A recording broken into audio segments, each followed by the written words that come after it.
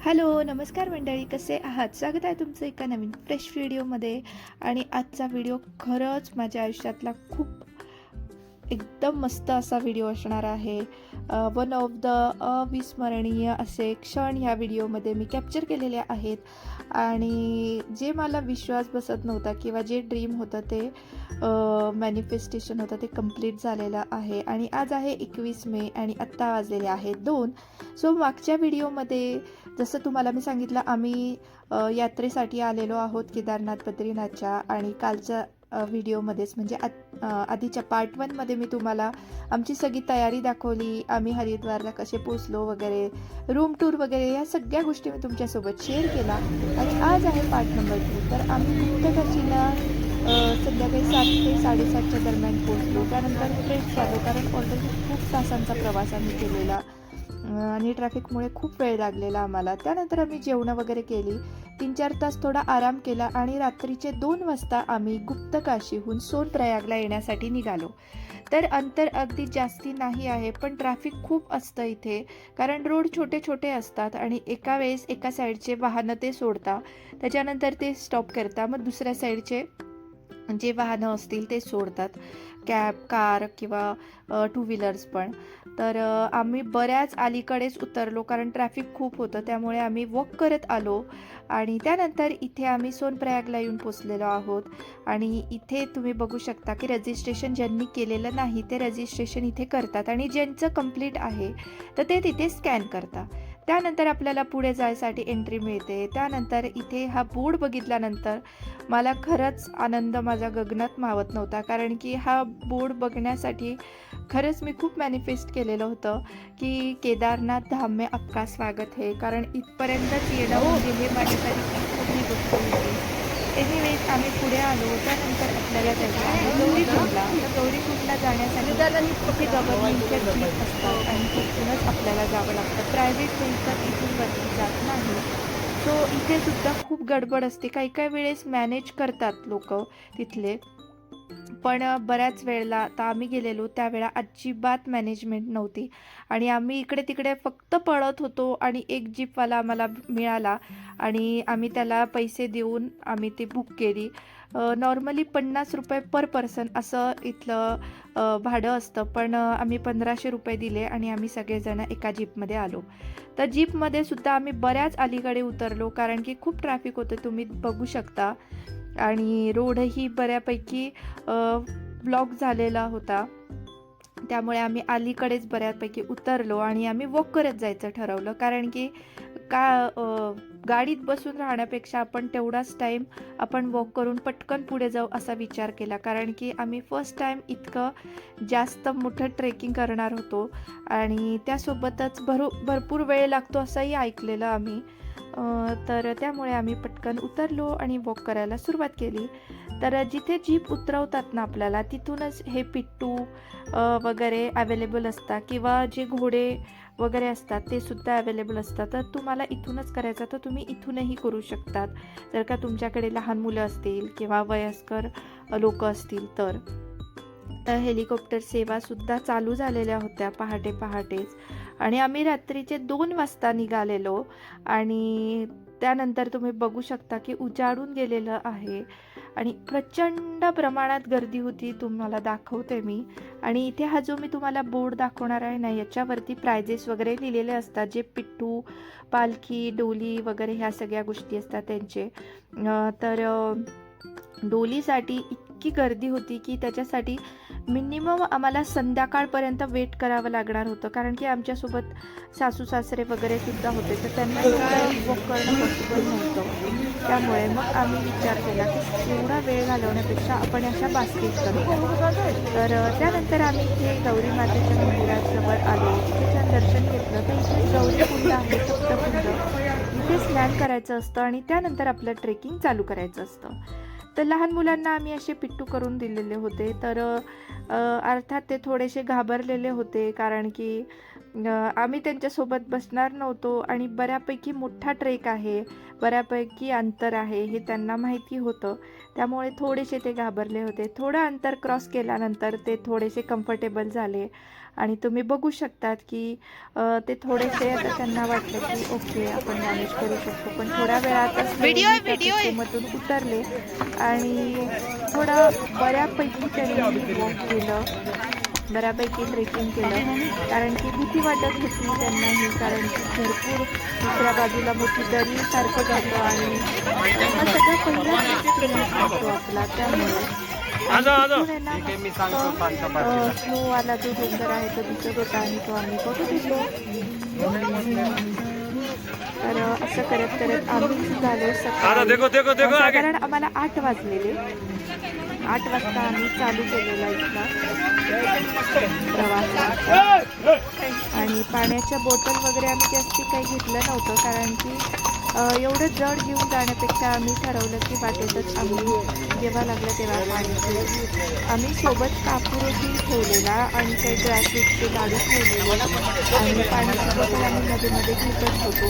तिथे ठिकठिकाणी स्टॉल असतात, तर तिथून तुम्ही घेऊ शकता खाण्याच्या गोष्टी किंवा पाण्याची बॉटल, ज्यूस वगैरे अशा सगळ्या गोष्टी. आणि आम्ही ज्या दिवशी गेलेलो ना, तर तेव्हा अगदी मस्त पूर्ण क्लीन असं आभाळ होतं आणि गरम होत होतं, खूपच ऊन होतं. आता तुम्ही बघू शकता. आणि आम्ही फुल एकदम पॅक होऊन आलेलो, कारण की नक्षत्र होती आणि आम्ही पहाटे निघालो होतो. तर खूप सुंदर असा व्ह्यू आहे आणि प्रत्येक आम्ही पूर्ण स्टार्ट केलं तेव्हापासून वरपर्यंत. वर तर म्हणजे अगदी स्वर्गच आहे, पण जातानाचा व्ह्यू खूप सुंदर आहे आणि खरंच खूप प्रसन्न वाटतं, खूप छान वाटतं. हा अनुभव आपण आपल्या आयुष्यात एकदा तरी नक्कीच घेतला पाहिजे. आणि मी तर ह्याच्यासाठी खूप मॅनिफेस्टेशन केलेलं, त्याच्यानंतर माझी इच्छा होती, पण मी कधी करू शकेन नाही असं मला अजिबात वाटलं नव्हतं. सो फायनली आम्ही ब्रेक घेतलेला आहे आणि आम्ही इथे मॅगी खाल्ली, कारण की सगळ्यांनाच भूक लागलेली होती. तर सगळ्यांनाच मॅगी खाण्याची इच्छा होती.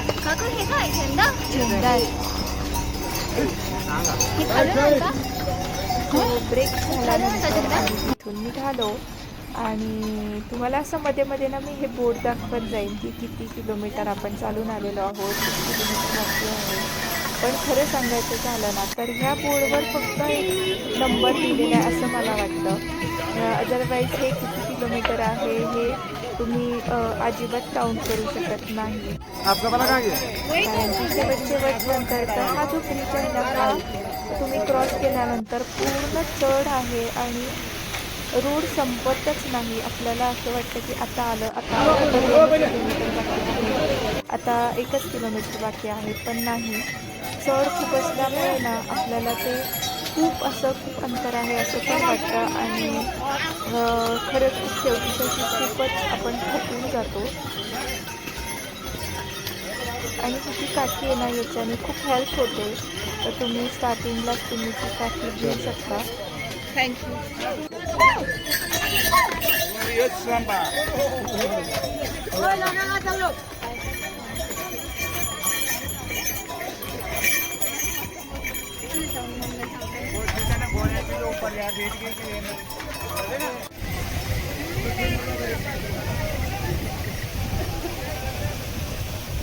तो पहिला जो ग्लेशियर आहे तो मला दिसलेला आहे आणि तुम्ही गर्दी बघू शकता, इतकी प्रचंड गर्दी होती की खूपच, म्हणजे चालणाऱ्यांना तर अक्षरशः भीती वाटत होती मला तर एका साईडनी, कारण की इकडनं घोडे लाथ मारायची किंवा त्यांचा धक्का लागायची भीती असते. त्याच्यानंतर जे डोलीवाले असतात ना, तर तेही खूप धक्का लावतात, तर ते धक्का लावायची भीती असते.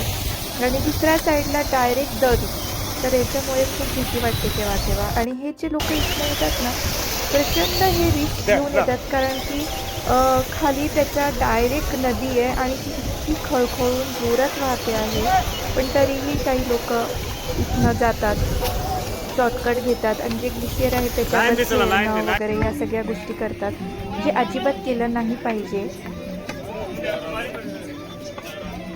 तो इथे भरपूर स्टॉल आहेत, तुम्हाला मी जसं सांगितलंच. तर तिथे रेनकोट म्हणा, पाण्याच्या बॉटल, खाण्याच्या गोष्टी, अशा भरपूर गोष्टी तिथे अवेलेबल आहेत.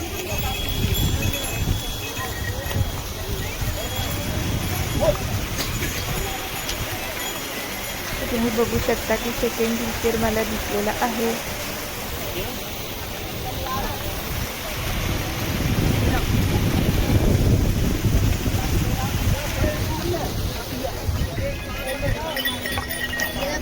आणि खूप सुंदर व्ह्यू आहे. अगदी हा व्ह्यू आपल्याला रोज डोळ्यांना दिसत नाही आणि तो असा इतका सुंदर बघितल्यानंतर ना मन प्रसन्न होऊन जातं.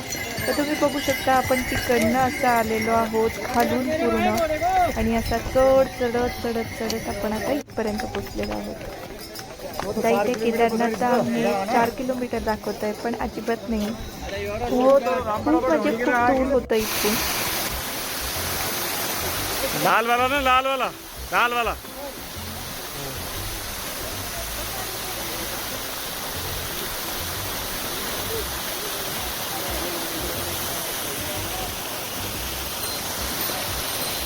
माझी हालत आता खूप खराब झालेली आहे, तुम्ही बघू शकता चेहऱ्यावरून. तर त्यानंतर मी थोडासा मी आराम करायची, म्हणजे आराम इन द सेन्स मी 2-3 मिनटं बसून घ्यायची शांतपणे. बसल्यानंतर पाणी प्यायची आणि पुन्हा माझा ट्रेक चालू करायची. असं थांबत जेव्हा आपल्याला असं वाटलं की आपला श्वास फुलतो आहे तेव्हा आपण शांत बसून घ्यायचं आणि आपण जसं वर जातो ना तसं ऑक्सिजन लेवलही कमी होतं. त्यामुळे जास्त रिस्क घेण्यात काही पॉईंट नसतो. आणि आपण आता इथे येऊन पोचलेलो आहोत. इथे घोडे वगैरे आहेत.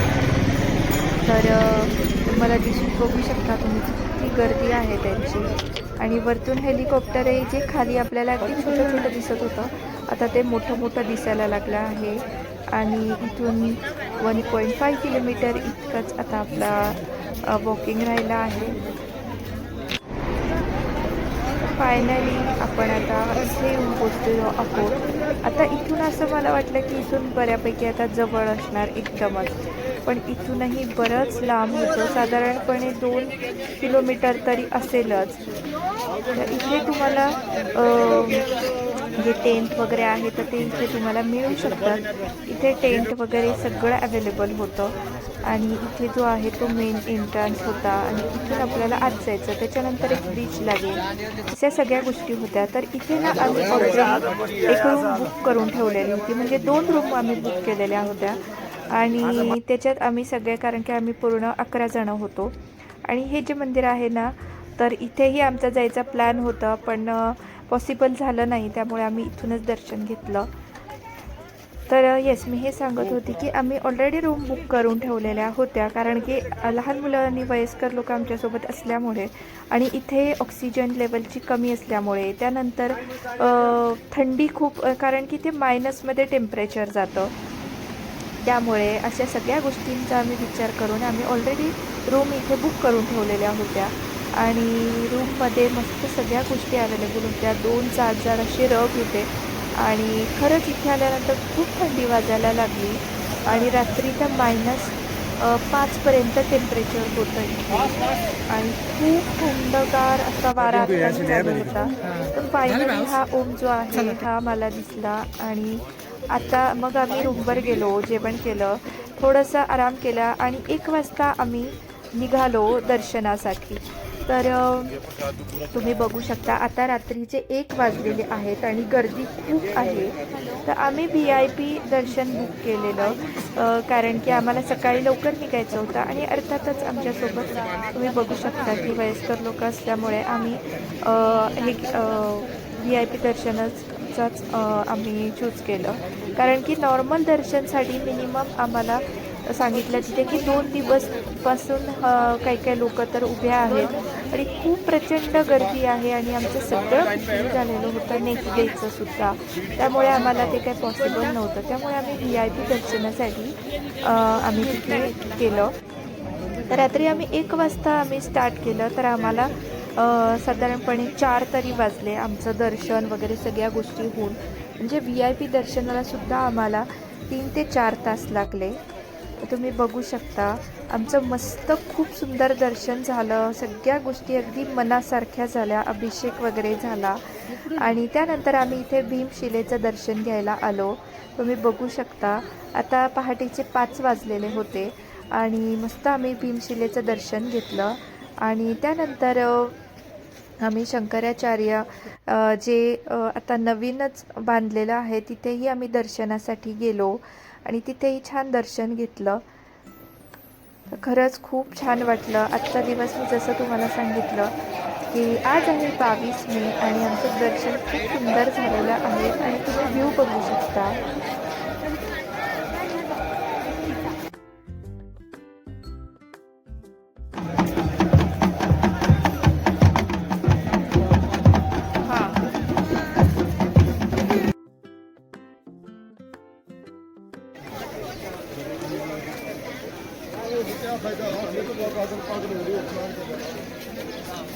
छानपैकी दर्शन झाल्यानंतर आम्ही थोडासा तिथे थांबलो. थोडासा हा सगळा निसर्ग किंवा हा जो क्षण आहे तो अगदी साठवून ठेवण्यासाठी थोडा तिथला आनंद घेतला. त्यानंतर तिथे स्टॉल्स वगैरे होते, तिथून थोडी काही शॉपिंग वगैरे केली. त्याच्यानंतर पराठा वगैरे तिथे स्टॉल होते, तिथे मस्त पराठा खाल्ला आणि त्यानंतर आम्ही रिटर्न जर्नी स्टार्ट केली 9 वाजता आणि आम्ही 5 वाजता 5:30 वाजता आम्ही गौरीकुंडला पोहोचलो. तर इथे आहे हेलिकॉप्टर बेस. तर इथून मंदिर आहे 2 किलोमीटर साधारणपणे आणि जर का तुम्ही हेलिकॉप्टरने येत असाल तर इथे तुम्हाला उतरावं लागतं आणि इथून तुम्हाला वॉक करत जावं लागतं. ऑरेंज इथे सुद्धा अवेलेबल आहे तुमच्या मंदिरामध्ये सुद्धा घेऊ शकतो. सो आम्ही जेव्हा गुप्तकाशीला आलो तर तिथे आम्ही ज्या रूममध्ये राहिलो ती रूम टूरही मी तुम्हाला पुढे दाखवणार आहे जेव्हा आम्ही रूममध्ये जाऊ. तर आम्ही गौरीकुंडला संध्याकाळी पोचल्यानंतर आम्हाला रूमवर जात जात आम्हाला रात्रीचे 12:30-1 वाजले, कारण की खूप ट्रॅफिक होती, खूपच प्रचंड ट्रॅफिक होती आणि त्यासोबतच आम्हाला थोडा उशीरही झाला होता. त्यामुळे आणि रिटर्न जर्नी जेव्हा आम्ही करत होतो केदारनाथची तेव्हा लहान मुलांनी खरंच खूप मज्जा केली आणि ते सुद्धा वॉक करतच आले. तर आमच्या आयुष्यातला सगळ्यात एक छान असा फोटो मी तुमच्यासोबत शेअर करते आहे. खरंच खूप छान वाटलं आम्हाला येऊन आणि रिटर्न जेव्हा आम्ही खाली उतरलो तेव्हा एक समाधानी असं मन होतं. एनिवेज असा छानसा दिवस आमचा गेला. त्यानंतर दुसरा दिवस आहे हा आणि आम्हाला निघायचं होतं इथून बद्रीनाथ धामसाठी आणि आम्ही मस्तपैकी रेडी झालेलो आहोत आणि आता ब्रेकफास्ट करू आम्ही आणि निघणार आहोत.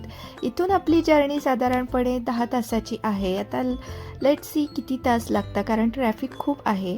सो नेक्स्ट व्हिडिओमध्ये मी तुम्हाला आमचा बद्रीनाथचा सगळी जर्नी दाखवणार आहे. त्यानंतर इथले रोड कसे आहेत, आम्ही रूममध्ये कोणत्या थांबलो तर रूम टूर वगैरे सगळ्या गोष्टी मी तुमच्यासोबत शेअर करीन. त्यासोबतच आमचं दर्शन कसं झालं सगळ्या गोष्टी तुमच्यासोबत शेअर करीन. त्यासाठी तुम्ही चॅनलला सबस्क्राईब करा आणि त्यासोबतच बेल आयकॉन प्रेस करा. तुम्हाला हा व्हिडिओ आवडला असेल तर नक्कीच लाईक शेअर सबस्क्राईब करा. भेटूया आपण नेक्स्ट व्हिडिओमध्ये. तोपर्यंत आनंदी राहा. बाय. थँक्यू.